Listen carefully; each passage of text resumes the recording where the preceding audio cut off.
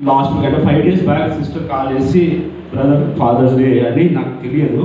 But unfortunately నేను ఒక message అనేది నేను డైలీ బైబుల్ రీసెర్చ్ అంటే నాకు తెలిసిన విధంగా నేను డైలీ బాగా లోతుగా అధ్యాయాలను పరిశోధిస్తుంటాను. ఆ టైంలో నేను ఈ యొక్క కాన్సెప్ట్ని ప్రిపేర్ చేసే టైంలో సిస్టర్ కాల్ చేశారు. దాని తర్వాత నాకు డౌట్ వచ్చి చెక్ చేసుకుంటే సండే ఫాదర్స్ డే అని తెలిసింది. సారీ. 5 दिन पहले सिस्टर ने मुझे कॉल करके बोला कि ब्रदर फादर्स डे है इस संडे को, तो आप मैसेज देंगे क्या करके. और मैं एकदम मुझे पता नहीं था फादर्स डे है, और मैं ऐसे ही जैसे अपने रोज़ के स्टडी और नोट्स बनाता हूँ मैं बना रहा था, और ये उसी के अंदर से है. Thank you. Good translation. దేవుని యొక్క జ్ఞానము మనిషి యొక్క జ్ఞానము చాలా దూరమై ఉంటుంది ఆకాశానికి భూమికి. కానీ దాన్ని ఆ మధ్యలో ఉన్న గ్యాప్ని మనకు యేసయ్య పూరించాడు. ఆ జ్ఞానాన్ని మనకు ప్రతి ఒక్కరికి కుమ్మరించడానికి యేసయ్య ఎప్పుడూ ఎల్లప్పుడూ సిద్ధంగా ఉన్నాడు. परमेश्वर की समझ और इंसान की समझ में बहुत फर्क होता है, और उस समझ के भेद को यीशु मसीह ने आके उस भेद को भरा है.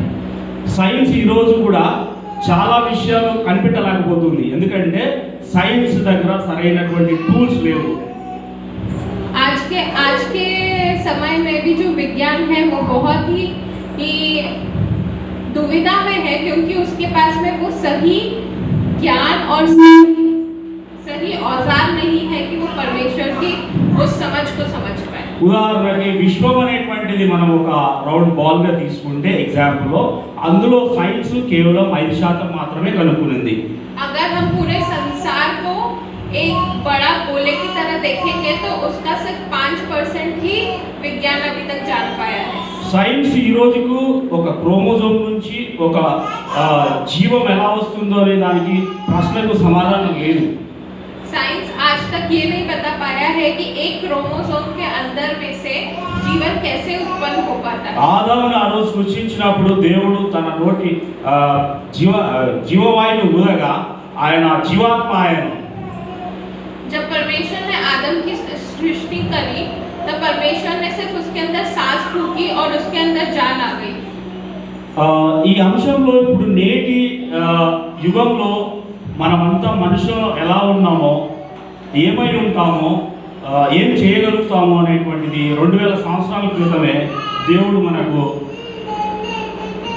వాక్యం ద్వారా మనల్ని హెచ్చరించాడు. परमेश्वर ने हमें ये सब कुछ 2000 साल पहले ही अपने वचन के द्वारा बता दिया है. తిమోతిలకు రాసినటువంటి 2వ పత్రిక 3వ అధ్యాయము 1 నుంచి 3 కొంచెం జాగ్రత్తగా ఎవరైనా నాకు సహకరిస్తే 19 విషయాలు ఉంటాయి. ఆ 19 విషయాల నుంచి నేను ఒక విషయం మాత్రమే ఫాదర్స్ డే సందర్భంగా తీసుకున్నటువంటి విషయాలు. हम दूसरा तिमोथी 3 का 2 తిమోతి 3rd chapter 1 to 5 3 का 1 से 5 में जब देखेंगे, कोई पढ़ने में सहायता कर दे. కొంచెం నిదానం. అపాయకరమైన కాలములు వచ్చునని తెలుసుకొనుము. ఎలాగనగా మనుషుడు స్వార్థప్రియుడు. ఒక నిమిషం మెల్లిగా.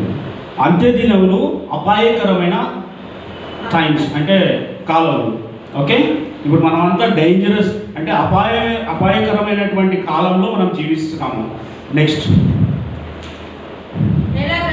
ఎలాగనగా మనుషులు స్వార్థప్రియులు, ధనాపేక్షకులు, బింకములాడువారు, అహంకారులు, దూషకులు,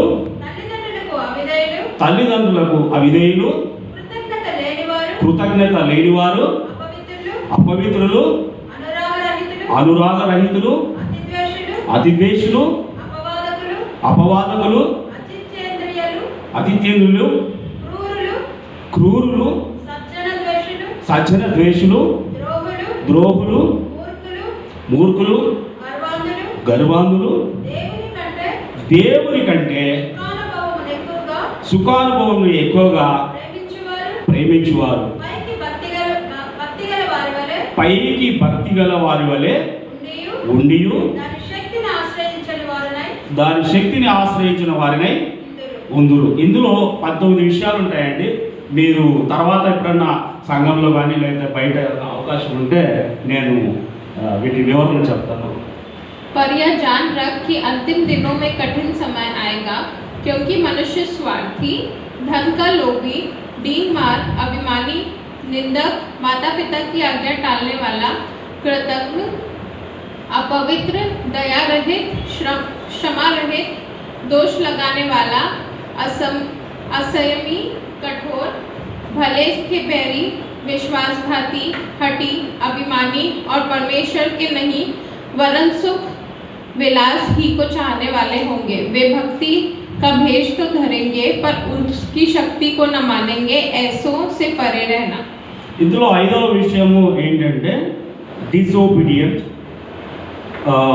అవిధేయులైనటువంటి పిల్లల గురించి చెప్పాలనుకున్నాను. ఎందుకంటే father's day it's a very important. ఎందుకంటే ఈ మీరు ఒకసారి ఆ స్క్రీన్ మీద చూస్తే ఒకసారి మీకు ఐడియా ఉంటుంది. దేవుని యొక్క డిజైన్ లాస్ట్ వీక్ మన జార్జ్ గారు వచ్చి వాక్యం చెప్పారు కదా, ఈ డిజైన్ అదే. అంటే దేవుడు ఆదికాండంలో పురుషుణ్ణి సృష్టించుకున్నాడు కదా, దాని తర్వాత ఏం చేశాడంటే స్త్రీని సృష్టించుకున్నాడు, దాని తర్వాత పిల్లల్ని సృష్టించుకున్నాడు, దాని తర్వాత ఈ వీళ్ళందరికీ హెడ్గా ఎవరున్నారంటే యేసుక్రీస్తు వారు, అంటే తండ్రి దేవుడు. అంటే దీన్ని ఏమంటారంటే ఈ మోడల్ని డిజైన్ని సంఘం అంటారు. ఈ సంఘం ఏంటి అంటే దేవుని యొక్క రాజ్యం. परमेश्वर ने पिछले हफ्ते हमने देखा कि जॉर्ज भैया ने बताया कि पहले परमेश्वर ने आदमी की रचना की, फिर औरत की रचना की, और फिर हम देखते हैं कि हम अभी बात करेंगे बच्चों के बारे में। और इन सब के अंदर में परमेश्वर जो है हमारा परम प्रधान है, और यही कलीसिया का पूरा की पूरा स्ट्रक्चर होता है। స్త్రీ అనకూడదు నేను ఎందుకు స్త్రీగా పుట్టినాను అని. स्त्री को नहीं बोलना चाहिए कि मैं औरत के रूप में क्यों पैदा हुई। పురుషుడు ఎందుకు పుట్టాడో, నేను నపుంసకుడు ఎందుకు పుట్టానో, లేకపోతే ఇంకొక రకంగా పుట్టాడో అని ప్రశ్నించకూడదు. और पुरुष को मैं पुरुष या तो फिर नपुंसक करके क्यों पैदा हुआ ये नहीं पूछना चाहिए। దేవుడు ఎవరి వారి ధర్మాల ప్రకారంగా సృష్టి యొక్క సంకల్పంలో, దేవుని సంకల్పంలో స్త్రీని గాను పురుషుని గాను సృష్టించాడు. परमेश्वर ने सृष्टि की रचना में स्त्री और पुरुष दोनों को बनाया। మామిడి పండు నన్ను ఎందుకు సృష్టించావని మామిడి పండు చెట్టును అడగకూడదు. आम को अपने पेड़ से नहीं पूछना चाहिए कि मुझे तुमने क्यों पैदा किया। అది అడగకుండానే వచ్చేస్తుంది పండు. అది वो बिना पूछे ही वो आ जाता దట్ है। Is called natural. उसको हम कुदरत कहते हैं। కాబట్టి స్త్రీ వేరు పురుషుడు వేరు కాదు. तो हम ये नहीं कहेंगे कि स्त्री अलग है और पुरुष अलग है, చేసే పనులు వేరే, बस उनके कार्य अलग ఇచ్చిన अलग है। పనులు వేరే. उनको जो परमेश्वर ने जिम्मेदारी दी है वो अलग है। పురుషుడు స్త్రీ కలిసి पुरुष और स्त्री को मिलके దేవుని సంఘాన్ని కట్టాలి, परमेश्वर की कलीसिया का निर्माण करना चाहिए, అలాగే దేవుని రాజ్య విస్తరణ చేయాలి. और परमेश्वर के राज्य की स्थापना करनी चाहिए। అది ఎలానో చూద్దాం. और वो कैसे होगा अब हम देखते हैं। ఎఫెసీయులకు రాసినటువంటి పత్రిక 5వ అధ్యాయము 23. इफिसियों 5 का 23 देखेंगे। క్రీస్తు సంఘమునకు శిరస్సయ్యునులాగున, ఎఫెసియన్ 5:23. క్రీస్తు సంఘమునకు శిరస్సై ఉండలాగున పురుషుడు భార్యకు శిరస్సై ఉన్నాడు. क्योंकि पति तो पत्नी का सिर है, जैसे कि मसीह कलीसिया का सिर है, క్రీస్తే శరీరమునకు రక్షకుడై ఉన్నాడు. और आप ही देह का उद्धार करता है। ఇక్కడ ఈ చూసినటువంటి డిజైన్ లో ఎవరెవరు విధులు ఏ విధంగా ఉన్నాయి దేవుని సంఘంలో, అలాగే దేవుని రాజ్యం ఆ దాంట్లో ఎవరైతే విధులు ఏ విధంగా ఉన్నాయి, ఎవరు ఆ లెవెల్స్ ఉన్నాయో ఒకసారి చూసుకోండి. దాన్ని బట్టి మీకు ఈజీగా అర్థమవుతుంది. हम देखेंगे कि जैसा परमेश्वर के राज्य में परमेश्वर ने रचना करी है, वैसे ही इस वचन के अंदर में लिखा हुआ है। ఓకే, సో ఈరోజు ఫాదర్స్ డే కాబట్టి ఫాదర్ని మనం ఏమంటామంటే, జనరల్గా మనం ఫాదర్ని ఏమంటామంటే ఇన్ జనరల్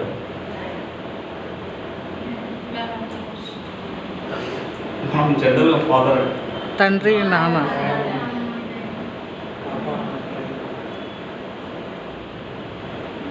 हम पिता को क्या बोलते हैं? ఎందుకంటాం మనము తండ్రి అని? Is a strong pillar. Compulsory అంటే పర్ఫెక్ట్ ఆన్సర్ ఇవ్వాలంటే జస్ట్ ఇంటరాక్షన్ కోసం అంతే. ఎందుకంటే నిద్రపోతే కష్టమైంది. మీరు దేవుడు ఇచ్చినటువంటి గొప్ప పవర్ఫుల్ లైక్ వెపన్ ఏంటంటే లైక్ స్ట్రాంగ్ ఏంటంటే మన బ్రెయిన్. దాన్ని ఎందుకు పెట్టాడంటే దేవుని అవసరం లేకుండా దాన్ని పెట్టాడు. దాన్ని మనకు చెప్పుకోవాలి. నేను నా దేవుని కోసం, నా వాక్యం కోసం నింపడానికి నేను నా దేవుని కోసం గంట అయినా 2 గంటలైనా 3 గంటలైనా వినగలుగుతాను అని నేను బ్రెయిన్ చెప్పినప్పుడు అది నిన్ను ఆ ఫ్లో అనేటువంటిది ఓపెన్ చేస్తుంది, లేదంటే స్టాప్ చేస్తుంది.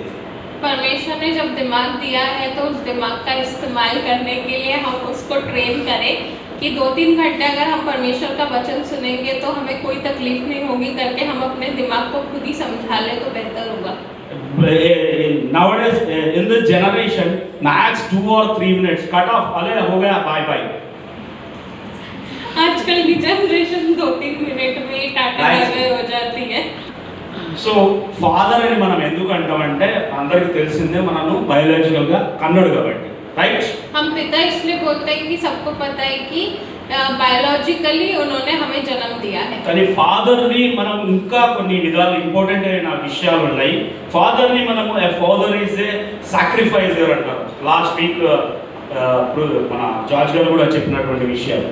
हम अगर देखें तो पिता के बहुत सारे अर्थ होते हैं, उसमें से एक होता है कि वो कुर्बानी देने वाला बेस्ट होता है. Example is Jesus Christ. और सबसे अच्छा उदाहरण यीशु मसीह है. ఆయన రాజ్య భారాన్ని తీసుకొని उसने उस राज्य के भार को उठाकर ఆ రాజ్యానికి చెదలు పట్టినందుకు उस राज्य को साफ करने के लिए ఆయన కుటుంబాన్ని బాగు చేసుకోవడానికి अपने परिवार को सही करने के लिए ఆయన ప్రాణం కూడా పెట్టాడు. अपने प्राण को भी त्याग दिया. అదే రీతిగా वैसे ही తండ్రిలో ఉంటుంది. एक पिता के अंदर रहना అందుకే चाहिए. తండ్రిని మనం సాక్రిఫైజర్ అంటాం. इसीलिए हम पिता को कुर्बानी देने చిన్నప్పుడు वाले మేము ఆడుకునేటప్పుడు గ్రౌండ్లో కానీ ఎక్కడన్నా మేము ఆల్రెడీ జనరల్గా మా రాయలసీమ ఏరియాలో కొన్ని గొడవలు బాగా ఎక్కువ ఉంటాయి, చీటికి వాటికి. చిన్నప్పుడు బాగా గొడవలు అయ్యాయి. ఆ గొడవలు జరిగినప్పుడల్లా నా ధైర్యం ఏంటో తెలుసా, నాకు ఏమన్నా కానీ మా నాన్న చూసుకుంటాడు. जब हम छोटे रहते हैं और हम ग्राउंड में खेलते रहते हैं तो हम किस उससे खेलते हैं कि हाँ तुझे पता है मेरा बाप कौन है. చాలా అంటే ఈరోజు ఆయన గుర్తు చేసుకోవాలి కంపల్సరీ, ఎందుకంటే నన్ను చాలా కాపాడాడు. तो आज हम उनको याद करेंगे क्योंकि उन्होंने मुझे बहुत बार संभाला है. తండ్రి ప్రేమ ఎందుకు మనం అంతా తండ్రి పేరు చెప్పగానే మనం ఎందుకు అంత దుఃఖము, ఎందుకు అంత బాధ అనిపిస్తుంది? కారణం తెలుసా మీకు? हम जब पिता का नाम लेते हैं तो हमें बहुत ही भार और बहुत ही दुख लगता है बहुत बार. ఎందుకంటే ఆయన చూపించినటువంటి ప్రేమ. क्योंकि हम उस प्रेम को याद करते हैं. ఈ ప్రేమ అనేటువంటిది మనము ప్రవీణ్ గారిలో మనం చూసినట్లయితే उसी प्रेम को जब हमने प्रवीण में देखा, స్వచ్ఛమైన ప్రేమ దేవుడు ఏ విధంగా ఇచ్చాడో, जैसा साफ प्रेम परमेश्वर ने दिया, ప్రతి ఒక్కరిని సమానంగా స్వచ్ఛంగా ప్రేమించేవాడు మన లీడర్ ప్రవీణ్ జీ. సో నా అనుభవం ఎందుకు చెప్పానంటే, నేను ఇక్కడికి రాకముందు కూడా నాకు ఒక 2 ఇయర్స్ నుంచి కొంచెం బాగా క్లోజ్ అయ్యాము. అంతకుముందు తెలుసు కానీ రాయలసీమలో అక్కడ కర్నూలుకి ఆ ప్రాంతాలకు వచ్చేవాడు సువార్త చేయడానికి. సో నాకు చాలా ఇష్టం ప్రవీణ్ అంటే. ये 2 साल में हम लोग ज़्यादा क्लोज आए. ये चर्च कलीसिया आने से पहले से ही मैं प्रवीण को जानता हूँ. रायलसीमा में हम लोग एक दूसरे से मिले थे. సో ఆ తండ్రి తన దేవుడి రాజ్యాన్ని కట్టాడు. उस पिता ने परमेश्वर के राज्य को बनाया. ఆయన, నేను చెప్పేది ప్రవీణ్ గారి గురించి, ఆయన ఏదైతే సంకల్పించాడో దేవుడు ఆ రాజ్యాన్ని చాలా దాదాపు నాతో షేర్ చేసుకునేది ఏంటంటే 69 సంఘాలు నేను కట్టాను, ఇది 75 అని చెప్పాడు. उन्होंने मुझे बताया कि मैंने 69 कलीसिया बनाई है और ये 70वीं कलीसिया है। ఈ రాజ్యం ద్వారా చాలా విస్తరించాలని ఎన్నో విషయాలు చెప్పాడు. और इसी परमेश्वर के राज्य को मैं और बढ़ाना चाहता हूँ करके मुझे बताया। ఆయన కుటుంబాన్ని కట్టాడు. उन्होंने परिवारों का निर्माण किया అదే ఆయన సంఘం, और वही उनकी कलीसिया है, అదే ఆయన రాజ్యం. वही उनका राज्य है దాన్నే విస్తరించాలనుకున్నాడు. और उसी को उन्हें बढ़ाना था అదే తండ్రి యొక్క పాత్ర. और वही एक पिता का కాబట్టి धर्म है। తండ్రి అంటే సాక్రిఫైస్, और इसीलिए हम पिता को कुर्बानी देने తండ్రి वाले। అంటే ప్రొటెక్టర్, पिता वो होता है जो रक्षा करता है, తండ్రి అంటే ప్రొవైడర్, पिता वो होता है जो जरूरतों को पूरा करता है, తండ్రి అంటే గైడర్, वो होता है जो हमें मार्ग दिखाता है, తండ్రి అంటే లీడర్. वो होता है जो हमें अगुवाई देता है। కాబట్టి నాన్నే మన బలం, इसीलिए पिता ही हमारा बल होता है, నాన్నే మన ధైర్యం. पिता ही हमारा धैर्य होता है। కొరింథీయులకు రాసినటువంటి మొదటి పత్రిక 11:3 ఒకసారి చూసుకుందాం. पहला कुरिन्थियों 11:3 देखेंगे। ఇదే డిజైన్లో మళ్ళీ ఒకసారి, ప్రతి పురుషునికి శిరస్సు క్రీస్తనియు, స్త్రీకి శిరస్సు పురుషుడనియు, క్రీస్తునకు శిరస్సు దేవుడనియు మీరు తెలుసుకునవాలని కోరుచున్నాను. पर मैं चाहता हूँ कि तुम ये जान लो कि हर एक पुरुष का सिर मसीह है और स्त्री का सिर पुरुष है और मसीह का सिर परमेश्वर है। ఈ డిజైన్ ఆల్రెడీగా ఉంది కదా, ఈ డిజైన్ సాతానుకు బాగా తెలుసు. ये जो रचना है इसका ये शैतान को बहुत अच्छे से पता है। ఈ డిజైన్ ని డిస్టర్బ్ చేయడానికి సాతాను ఆ రోజు ఏదెను తోటలో ప్రవేశించాడు. और इसी रचना को तोड़ने के लिए, खराब करने के लिए शैतान उस दिन अदन की वाटिका में प्रवेश कर। సాతాను వచ్చి అక్కడ ఇక్కడ ఏం చేయడండి, సాతాను వచ్చి దేవుని రాజ్యాన్ని డిస్టర్బ్ చేస్తాడు. शैतान इधर उधर आके चीजों को नहीं करता है, पर सिर्फ परमेश्वर के राज्य को खराब करने की कोशिश करता है। ఆయన ఏర్పాటు చేసుకున్నటువంటి కుటుంబమే ఆయన రాజ్యం. और उन्होंने जो परिवार का निर्माण किया है वही परमेश्वर का राज्य है। ఈ రోజుల్లో ఉన్నటువంటి జనరేషన్ ఏ విధంగా ఉందంటే, आज की जनरेशन कैसी है? ఇందాక మీరు చూసినట్టు తిమోతిలోకి రాసినటువంటి 2వ పత్రిక మీరు ఇంటికి వెళ్ళిన తర్వాత 10 సార్లు కాకుండా 20 సార్లు చదువుకోండి. दूसरा तिमोती जब हम पढ़ेंगे तो आप घर जाके उसको पढ़िएगा। చాలా ఇంపార్టెంట్ స్క్రిప్చర్స్ అది. और वो बहुत ही इम्पोर्टेंट स्क्रिप्चर है। కాబట్టి ఇప్పుడున్న జనరేషన్స్ లో చాలా వరకు తండ్రులు లేకపోవడం వల్ల ఏం జరుగుతుందో మనం ఒకసారి చూద్దాం. आज के एक जनरेशन में हम देखेंगे कि जब what will happen for कि पिता नहीं होता है तो कैसा होता है। పిల్లలు హింసాత్మకంగా తయారవుతుంటారు. बच्चे बहुत ही लड़ाकू निकलते हैं। Toronto rowdies, gangsters, local criminals, और वो गुंडे, मवाली और क्रिमिनल बन जाते हैं। Use weapons, fight in public और get involve in illegal activities. हथियारों का इस्तेमाल करना, सबसे लड़ना और इलीगल एक्टिविटीज में पार्ट लेना। వారు నేర మార్గాల్లో పడవచ్చు. वो गलत रास्ते पे चलने लग जाते हैं। నైతిక విలువలు, భావోద్వేగాలు ఉండవు. उनके अंदर में भावनाएं और नैतिक विलुप्त नहीं रहते। नो रिस्पेक्ट फॉर एल्डर्स, बड़ों के लिए आदर नहीं रहता। सोसाइटी, समाज के लिए कोई आदर नहीं रहता। और इवन देयर ओन मदर. और उनकी खुद की माँ के लिए भी कोई सम्मान नहीं రీసెంట్ గా रहता। నేను ఒక ఇన్‌స్టాగ్రామ్ వీడియో చూస్తే చిన్న పిల్లడు just might be 5th class or 4th class, తల్లి మొబైల్ ఇవ్వలేదని చెప్పి బ్యాట్ తీసుకొచ్చి వెనకాల కొట్టేసి చంపేసింది. अभी मैंने एक वीडियो देखा कि मम्मी ने फ़ोन नहीं दिया करके 4th या 5th क्लास के बच्चे ने बैट लाके अपनी माँ को मार दिया। So girls may fall into adultery or unsafe relationships. और लड़कियाँ Girls, अनैतिक संबंधों में या तो फिर अनसेफ रिलेशनशिप्स में चली जाती हैं। no fear of law or God. परमेश्वर का भय नहीं रहता और न ही नियमों का भय रहता है। ఇదేనా దేవుడు కోరిన రాజ్యం? और क्या यही परमेश्वर ने चाहा था ऐसा राज्य हो? Is this the kingdom that God desires? ऐसा ही राज्य के परमेश्वर ने निर्माण किया था। దేవుని రాజ్య నిర్మాణానికి పిల్లల్ని తయారు చేయడంలో తల్లిదండ్రుల యొక్క బాధ్యత చాలా చాలా ఇంపార్టెంట్. परमेश्वर के राज्य की स्थापना करने के लिए माता पिता का बहुत ही अद्भुत रोल होता है। ఉదాహరణకి బైబిల్లో ఎగ్జాంపుల్ ఇన్ బైబిల్, ఉదాహరణకి ఆడమ్ అండ్ ఈవ్, ఆదాము హవ్వ, हम वचन के अंदर उदाहरण देखेंगे तो हम आदम और हवा का उदाहरण పిల్లల్ని देखेंगे। కని बच्चों को पैदा करके కయ్యను ఏబేలు సేతును कैन, हेबेल और सेत को దేవునికి అర్పించారు. परमेश्वर को अर्पित कर दिया। నోవా नोआ ने షేము హాము జాబెత్ शेम, हाम और जावेद को దేవునికి వాళ్ళను దేవుల్లో పెంచి దేవునికి హాఫ్ సబ్మిటెడ్. परमेश्वर में बड़ा करके उन्हें परमेश्वर को समर्पित कर दिया। అబ్రహాం అండ్ సారా अब्राहम और सारा ने సబ్మిటెడ్ ఐజాక్. इसहाक को परमेश्वर को अर्पित किया। ఎల్కానా అండ్ హన్నా, हन्ना और एल्काना ने సమూయేలు ప్రవక్త మీ అందరికీ తెలుసు. शमूएल को परमेश्वर को समर्पित कर दिया। Manoah and his wife Manoah और उसकी पत्नी Samson submitted to the God. ने शमशून को परमेश्वर को समर्पित అండ్ किया। Very important Mary and Joseph और सबसे ज्यादा इम्पोर्टेंट मरियम और यूसुफ, సబ్మిటెడ్ జీసస్.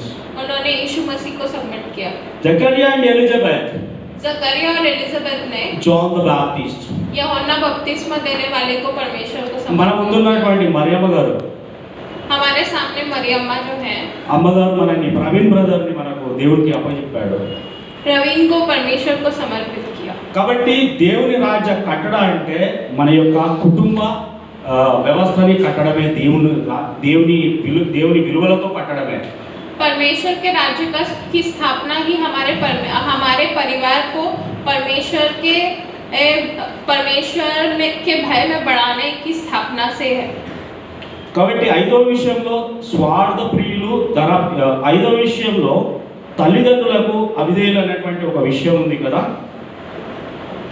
తల్లిదండ్రులకు అవిధేయులు, fifth word in the second chapter Timothy.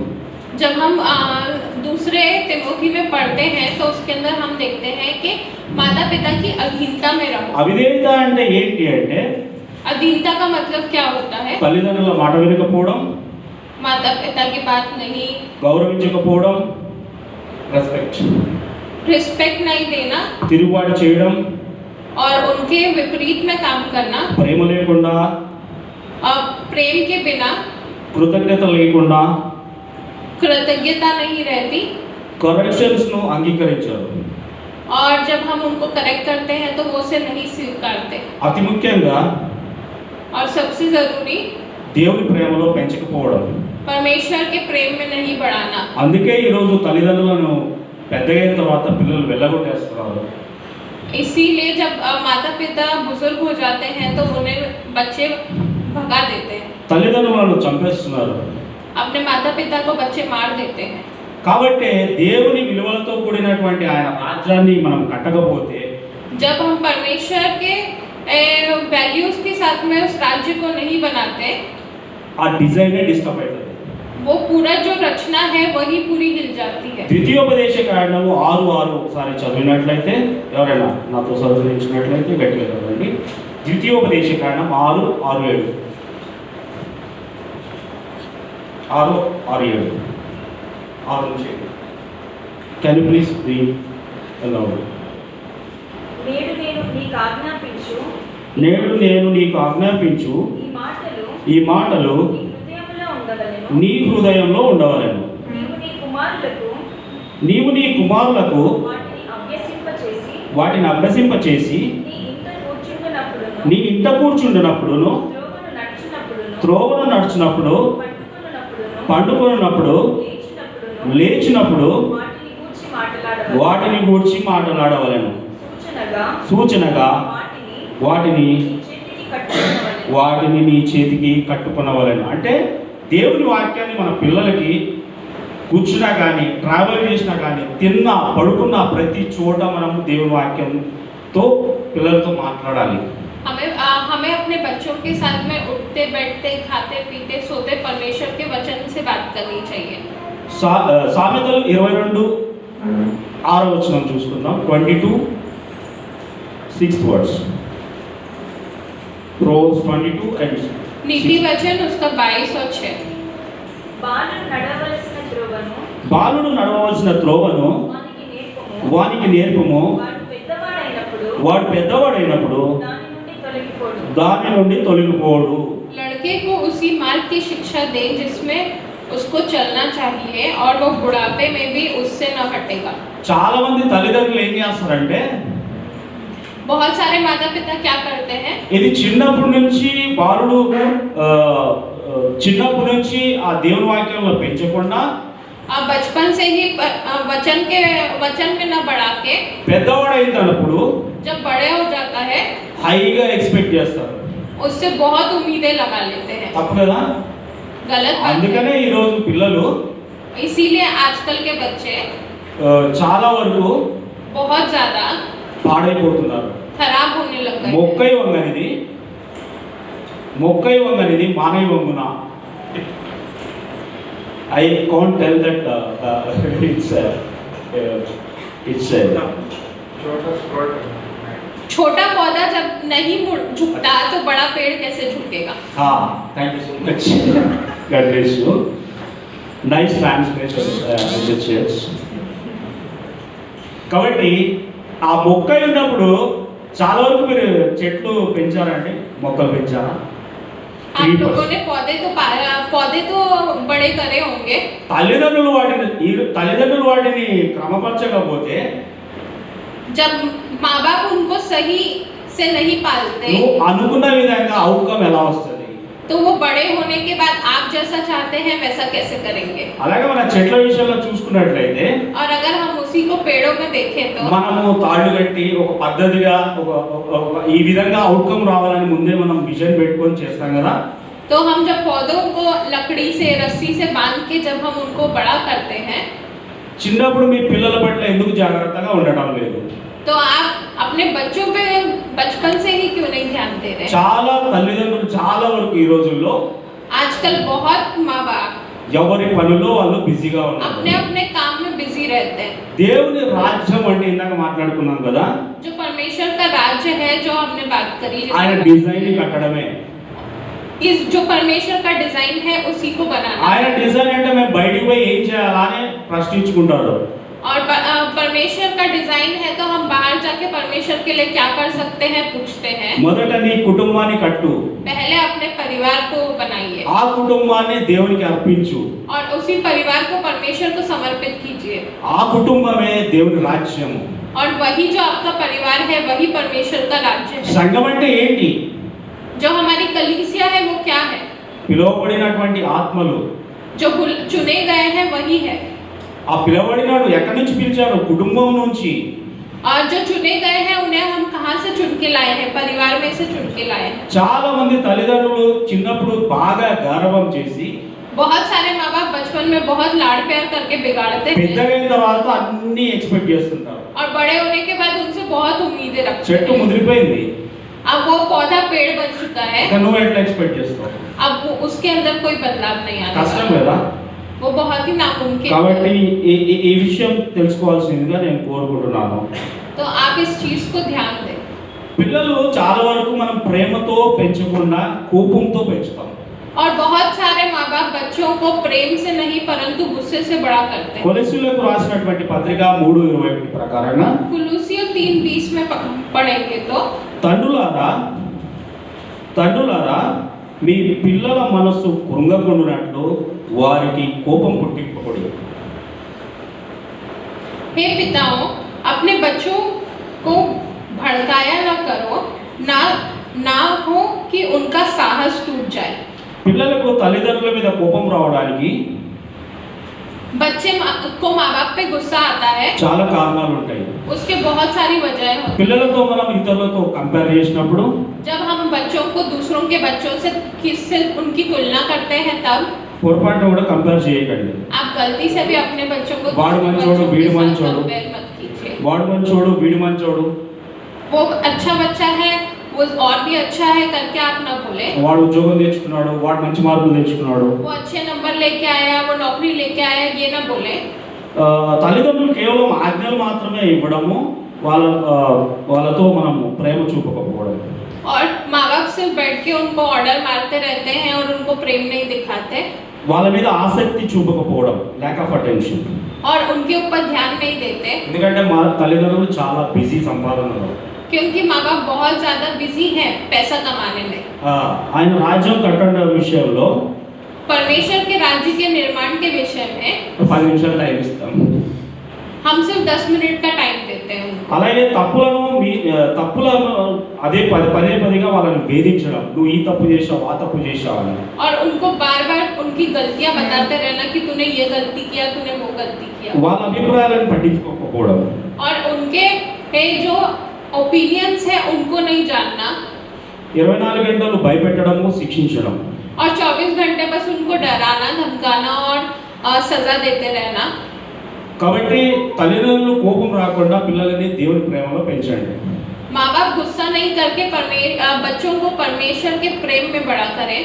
అలాగే ఈ పిల్లలు బాగా పాడుకోవడానికి అతి ముఖ్యమైనటువంటి కొన్ని విషయాలు ఉన్నాయి రూట్ కాజెస్. बच्चे जब बहुत Present ज्यादा generation. बिगड़ जाते हैं, आज की जनरेशन में जब बिगड़ रहे हैं, Modern उसके बहुत generation. सारे वजह हैं। మీడియా, एक सबसे पहला है media, YouTube, Instagram, social media. जो यूट्यूब है, इंस्टाग्राम है, सोशल मीडिया है। వీటి వల్ల చాలా చాలా బాధపడైపోయారు. इसके कारण बहुत से बच्चे बिगड़ गए हैं। మీ అందరికీ తెలుసు, మొబైల్ ఆపేసినామంటే ఊపిరి ఆపేసినట్టే. हम जानते हैं कि बच्चों का मोबाइल बंद कर दिया मतलब उनकी सांसें छीन ली आपने। నేను కాలేజీలో వర్క్ చేసేటప్పుడు స్టూడెంట్స్ ఉంటారు కదా, వాళ్ళు ఎట్లంటే ఫస్ట్ వాళ్ళు మాట్లాడడానికి వద్దని చెప్పేసి వెంటనే మొబైల్స్ని సీజ్ చేసేవాళ్ళు. मैं जब कॉलेज में पढ़ाता था तो वो जब बातें करते थे तो हम सबसे पहले उनके मोबाइल छीन लेते थे। కాబట్టి మొబైల్ లేకుండా మనిషి బ్రతకలేడు. और मोबाइल के बिना आदमी जो है वो जिंदा नहीं रह सकता। మోడర్న్ ఎడ్యుకేషన్ అంటే ఈ మోడర్న్ ఎడ్యుకేషన్ ఏం చేస్తుందంటే they can stand on their own feet అని నేర్పిస్తుంది. वो उनको ये सिखाता है कि आप अपने पाँव पे खुद खड़े हो सकते हैं। దానివల్ల ఒక సైడ్ మంచి జరుగుతుంది, ఇంకొక సైడ్ ఏంటంటే ఒబీడియన్స్ వెళ్ళిపోతుంది. उससे बहुत तरीकों से वो आत्मनिर्भर हो जाते हैं, पर उनके अंदर से आज्ञाकारिता चली जाती है। సో అతి ముఖ్యంగా నేను చెప్పేది ఏంటంటే ఒకటి, పిల్లల్ని గారాబం చేయకండి. तो मैं ये बोलना चाहता हूँ कि आप बच्चों को लाड़ प्यार करके ना बिगाड़ें। చిన్నప్పుడు గారాబం చేసి बचपन में लाड़ प्यार करके ఖరాబు చేసి खराब करके తర్వాత పెద్దయిన తర్వాత बिगाड़ के बड़े होने के बाद में నాకు ఇలా కావాలి అలా కావాలని मेरे को ऐसा चाहिए, मेरा बच्चा ऐसा होना चाहिए అని ఎక్స్పెక్ట్ చేయకండి. करके आप उम्मीदें न लगाएं। కాబట్టి పిల్లల్ని కూడా సమన్యాయంతో పెంచండి, ఈక్వల్ జస్టిస్. आप बच्चों को बराबरी से बड़ा करिए। చాలా ఇళ్లలో ఏం చేస్తారంటే बहुत सारे घरों में कैसे करते हैं, 2-3 పిల్లలు ఉంటే 2-3 बच्चे जब होते हैं ఒక్కరిని మాత్రమే ప్రేమిస్తారు. एक को ही ज्यादा प्यार करते తప్పు हैं। కదా, गलत है ना, ఇది పాపం కూడా. और ये पाप है। చూద్దాము, యాకోబు రాసినటువంటి పత్రిక 2వ అధ్యాయం 9వ వచనం. याकूब की पत्री 2 अध्याय 9वां पद। ఒకసారి చదువుతారా? कोई पढ़ेगा? యాకోబు రాసినటువంటి పత్రిక 2:9, జేమ్స్ 2:9. మీరు పక్షపాతము గలవారైతే ధర్మశాస్త్రము వలన అపరాధులని తీర్చబడి పాపము చేయవారందరూ. కాబట్టి అసమానత్వంగా అంటే సమానంగా పిల్లల్ని పెంచకపోతే అది పాపం అని గుర్తుపెట్టుకోండి. पर यदि पक्षपात करते हो तो पाप करते हो। ఒకరిని ప్రేమించడం, ఇంకొకరిని ద్వేషించడం. तो अगर आप अपने बच्चों को बराबरी से नहीं पालते हैं तो आप पाप कर रहे हैं। एक से प्रेम करना, दूसरे से कम प्रेम करना। దేవుని రాజ్య విలువలు परमेश्वर के राज्य के नियम है కలిగిన సమాన ప్రేమతో कि आप बराबरी के प्रेम से సమన్యాయంతో పెంచి बच्चों को बड़ा करें। దేవుని వాక్యంతో పిల్లల్ని కట్టండి, बच्चों को परमेश्वर के वचन से बड़ा करें, దేవునికి సమర్పించండి. और परमेश्वर को समर्पित करें। Once again happy father's day. और एक और बार आप सबको happy father's day. Thank you. Thank you.